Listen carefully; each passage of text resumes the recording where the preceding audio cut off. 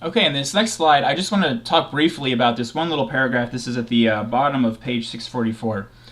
When we talk about literature, a lot of times a story or a poem will sort of speak to itself, right? So there will be passages that echo other things that have happened in the story. So I want to read this paragraph at the end of 644, and then I think that it's got some symbolic importance to the rest of the story. So the very bottom of 644. He felt shame. He hated himself. He had loved Martha more than his men, and as a consequence, Lavender was now dead, and this was something he would have to carry like a stone in his stomach for the rest of the war. So I feel like there are a few things in that passage that are echoing other things that happen elsewhere in the story. So first, he felt shame. He hated himself. He had loved Martha. You've probably noticed the repetition that happens in this story. We're going to talk about that in later slides, but there's a lot of repetition in this story. This passage also has repetition, so it's echoing things that happen elsewhere in the story. We have this sort of complicated relationship between love and hate. You know, at some point he loves Martha, at some point he hates Martha.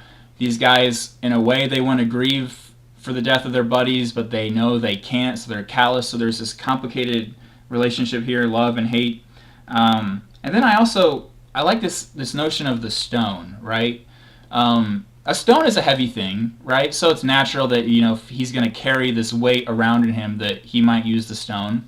But Tim O'Brien, the author, couldn't he have used another word to just, you know, to get across this point of something heavy? An anvil is heavy. I mean, there are any number of things that are heavy. So why choose a stone? And I think that that's a deliberate word choice, and it echoes another word choice and another theme that sort of comes up elsewhere in the story. What does Martha send Jimmy Cross? She sends him a pebble, right? And he actually carries the pebble, as weird as it is, inside of him. He carries it in his mouth, right? He rolls it around on his tongue. And so when Ted Lavender dies, you know, Jimmy Cross was carrying this literal pebble in him, and now that Lavender is dead, he's carrying this metaphorical stone, right? So it's really just variations on the same thing. The love for Martha has this weight, but it's actually a very small, insignificant weight compared to the stone, this really deep guilt that he has concerning the death of Ted Lavender.